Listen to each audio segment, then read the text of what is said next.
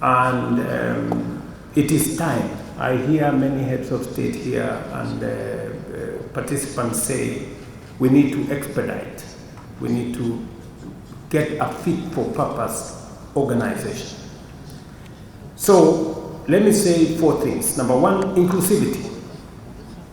The reason why I asked my fellow heads of state in Resolution 920 to provide for an ad hoc committee is so that it is not the champion's position alone.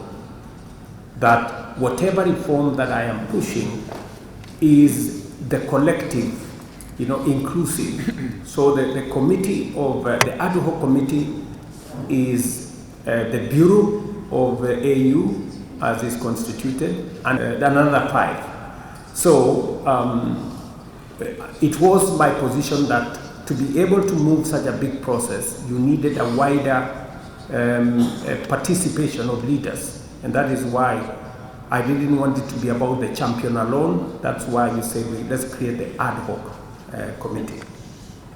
Number 2, by way of inclusivity, again, it is the reason why I did recommend that we have a summit of heads of state where the only agenda item is reform, so that every head of state can bring their views and understanding and suggestions to the table.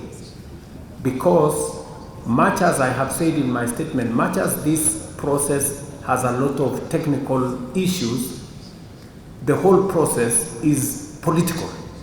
The decisions have to be made at the highest political level possible.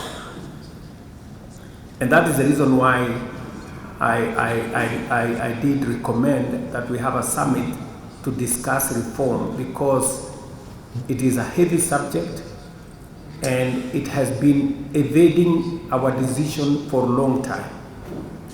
And I will still pursue, a standalone summit to discuss this reform and agree.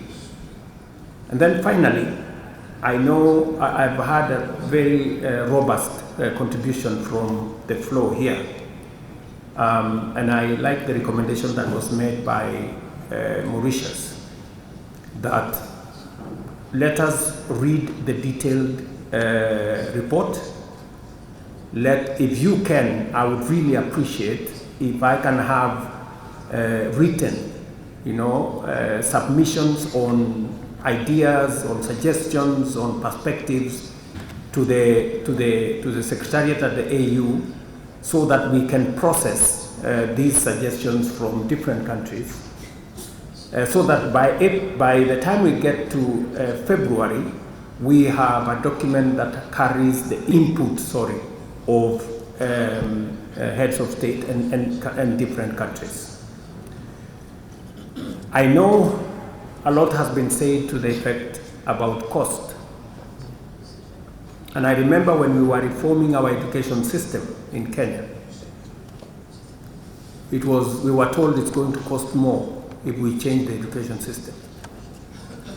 But then we got somebody who told us, if you think education is expensive, try ignorance. So if we think the AU is expensive because we want to make it effective, then let us have a non-effective union. It will cost us more than the money that we are talking about. That's number 1. Number 2, there are decisions that do not need any money, and they have been said by the representative of Eritrea. We have decisions on streamlining the agenda. We have decisions on categorization of decisions. We have decisions on, there are so many decisions that do not need money. Why are we using money as an excuse to delay decisions that do not need money? So I think we really need to make up our mind as to whether we want to reform this institution, and I think all the suggestions I hear from the floor point to the fact that we want to reform this organization, and we should. And I also hear everybody saying it is urgent. It is also true that it is urgent and necessary. So I think we should take this through. I would recommend to delegations here that if we can have substantive suggestions, recommendations on the different aspects. We have eight aspects there, so that we can process them. And just to allay the fears of maybe some delegations that maybe this document was arrived at without proper expertise being brought on board, I want to assure you that we brought in the best expertise. Whether it was the review of the peace fund from $400 million to $1 billion, there was real expertise put in there. And I speak as a person who has had a direct experience of the use of the peace fund.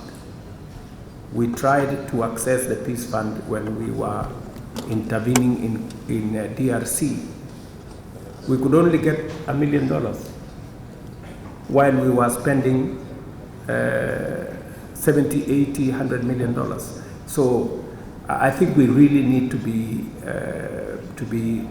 pragmatic, and we will avail all the reasonings that went into the recommendations that were made.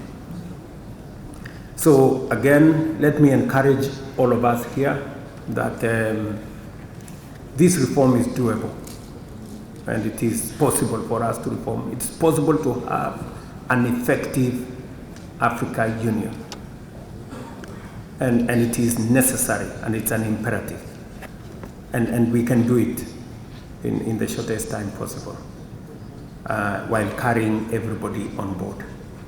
Again, the recommendations and the report is with you. If we can have feedback earlier than maybe by December, then we can process it to the experts and prepare a comprehensive report that will then be tabled in February. With those many remarks, I want to thank each and every delegation that has made interventions here. I think the candor and the forthrightness that this has been made is in good faith, and we will take it very positively that the recommendations were made in the interest of making our organization better going into the future.